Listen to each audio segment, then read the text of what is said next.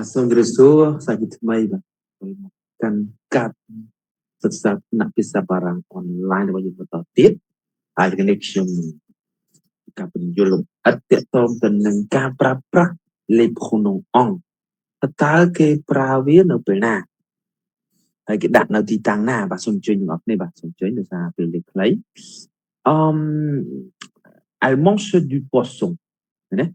còn cái gì du poisson mà mặt đó elle mange elle mange du poisson. Oui, elle en mange. Tức là on này, vì chúng nó ăn được poisson. D'accord? Vì thế nên, elle mange du poisson. Oui, elle en mange. Oui, nhằm sạch. Poisson làត្រីta nên nhằmត្រីsạchត្រីដែរទេ Oui, នឹងញ៉ាំសាច់ត្រីបាទតមកទៀត les pronoms en les pronoms en នេះគេប្រើវានៅពេលណា D'accord តោះឥឡូវយើងទៅមើលនេះហើយវាជំនួសឲ្យស្អីយើងសួរថាវាជំនួសឲ្យស្អីហើយប្រើវានៅទីតាំងណាហើយជំនួសឲ្យនាមអីខ្លះឥឡូវយើងទៅពិនិត្យមើលទាំងអស់គ្នា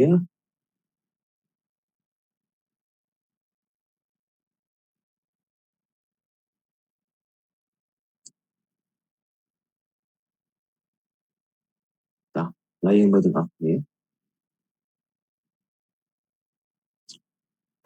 il y a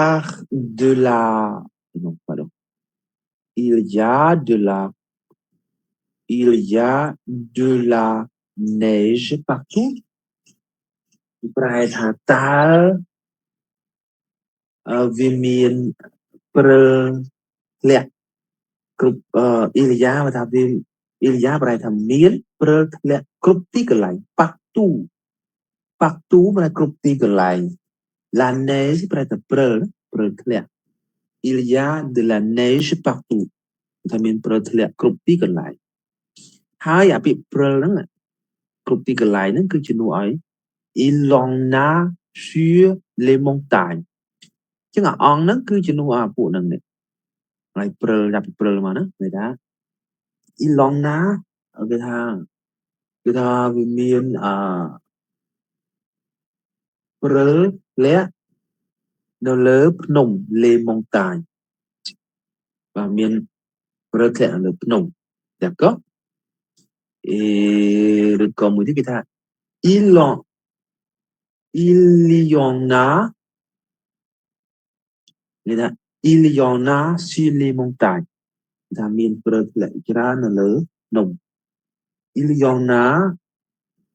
dans les champs champs ប្រែថាចំការថាមានព្រិលធ្លាក់ច្រើននៅក្នុងចំការ les champs D'accord ខាងនេះគេថា il y en a un peu គេថាមានព្រិលធ្លាក់តិចបន្តួចបាទ sur les arbres នៅលើដើមឈើ sur les arbres អាបបើដើមឈើណា il en a beaucoup sur les toits ចឹងគេថាមានព្រិលអង្គជំនួសព្រិលដោយសារយើងនិយាយជាលើកទី2គឺអស់ហើយគេថាគេប្រើជំនាញអង្គសំនៀងអង្គគេថាមានព្រិលធ្លាក់ច្រើននៅលើដំបូលគេថាតហ្នឹងវាដំបូលនេះទេពួកទៀតណាបាទអញ្ចឹងបងប្អូនទៅមើលហើយខ្ញុំសូមសរសេរពាក្យបងប្អូនមើលពាក្យថា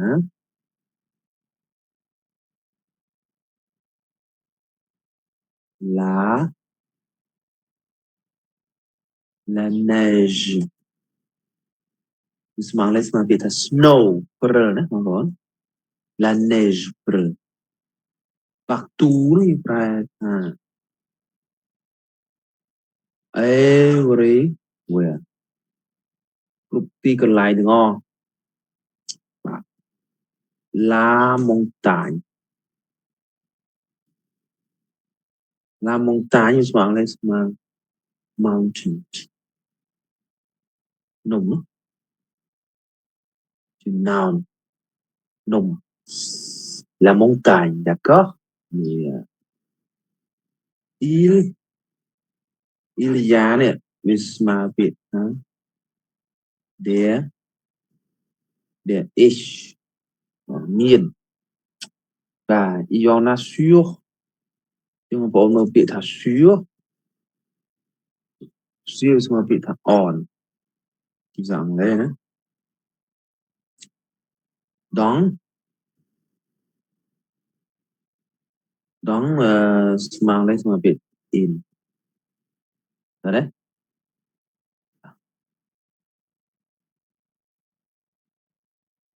rồi một tiết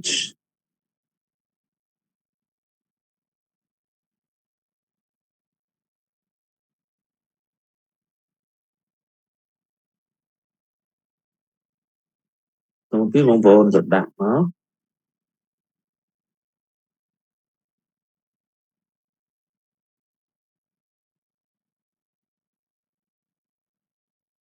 hai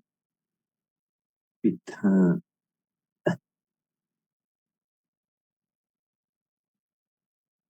lab mà biệt thà tree đấy tree làm chơi đó đấy cho biệt sai cái ang pơ này mà dạng lấy mà little đấy nó bị bồ cúច្រើនស្មើ a lot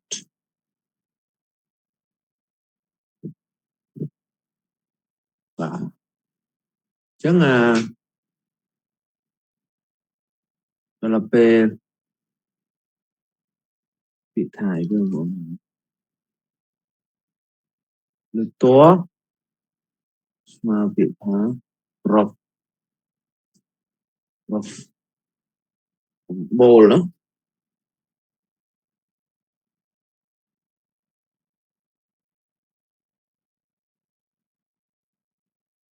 rough ដំបូលបាទអញ្ចឹងយើងហើយយើងទៅទៀត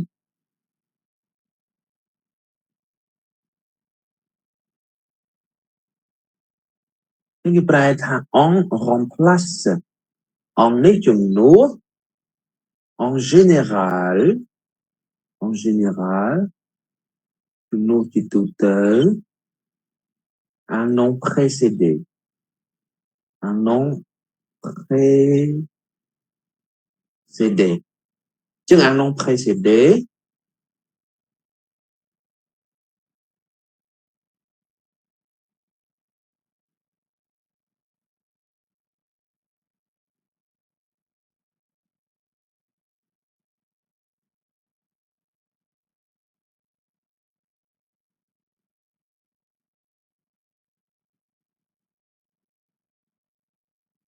នឹងជំនួសដោយនាម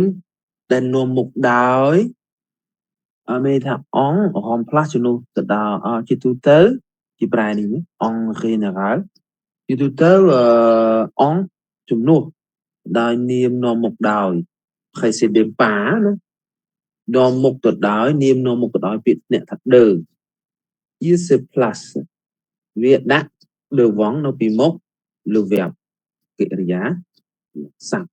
បងប្អូនដាក់វាដាក់នៅក្នុងមុខកិរិយាសព្ទទីហោ on remplace ជំនួសឲ្យដូចគេបងប្អូន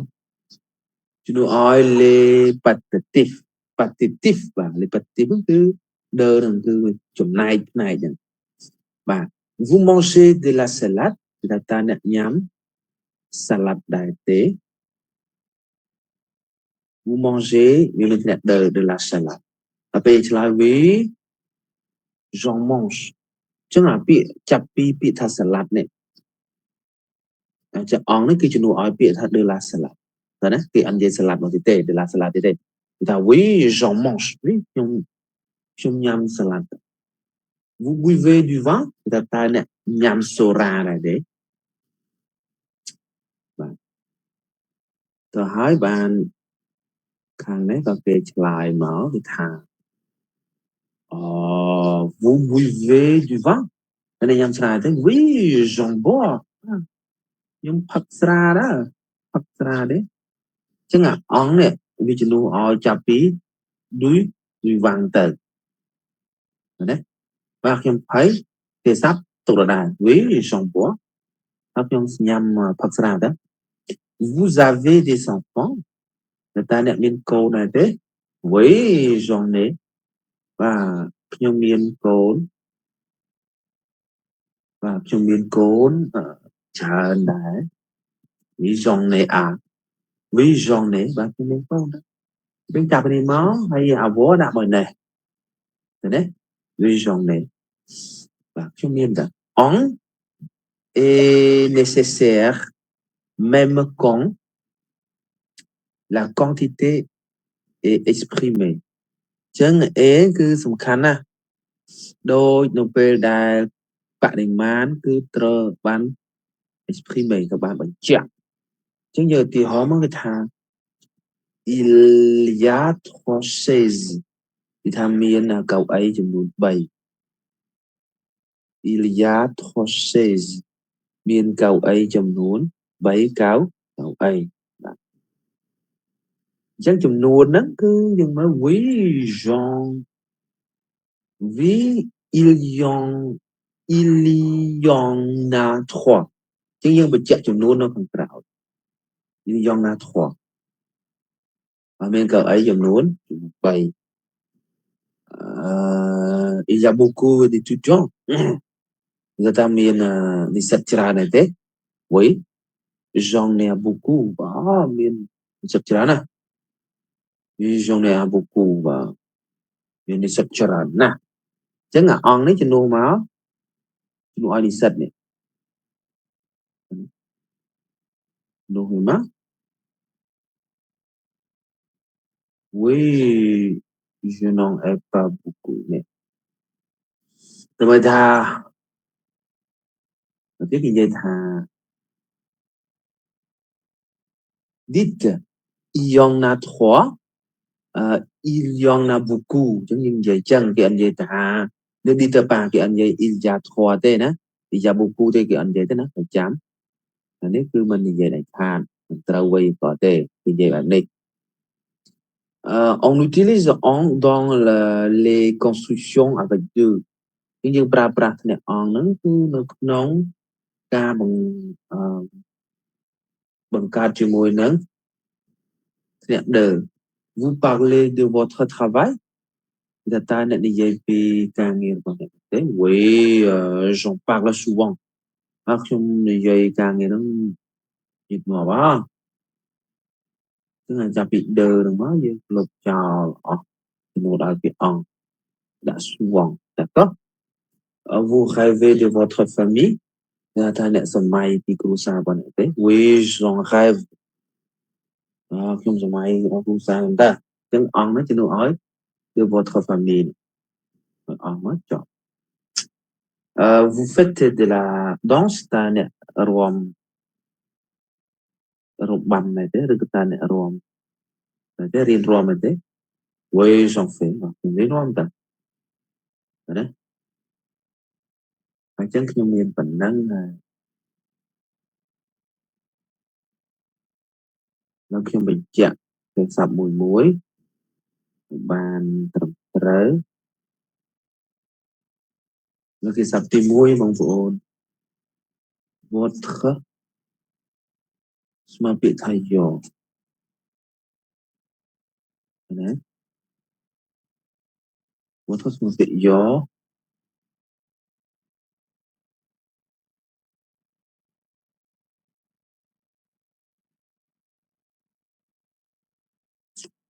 ចំណែក la danse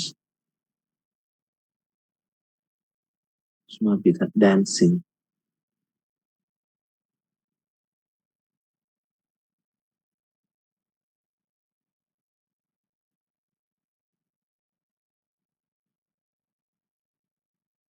ពាក្យថា la famille ស្មើសងលេស្មើ family ស្គាល់ទេហើយចំណែកtravail le travail Wisma usang lesma cha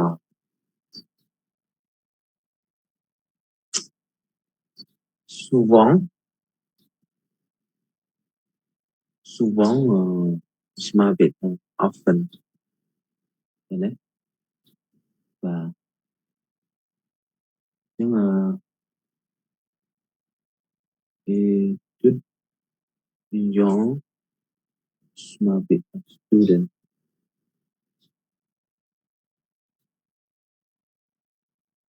đấy mà thế nhưng xây dần mất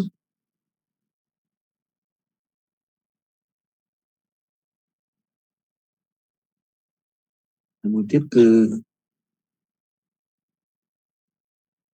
la chaise Wisma Việt Nam chia phải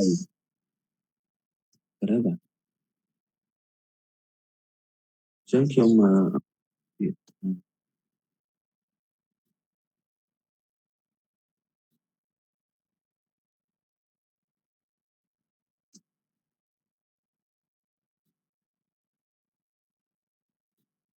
Iowa Wisma Việt Nam Green và đấy đi Green á sớm mai và hai mà rồi sam sập bảy song thong thịt và chẳng khi miền còn nâng và chú số một côn của cả tam tam đấy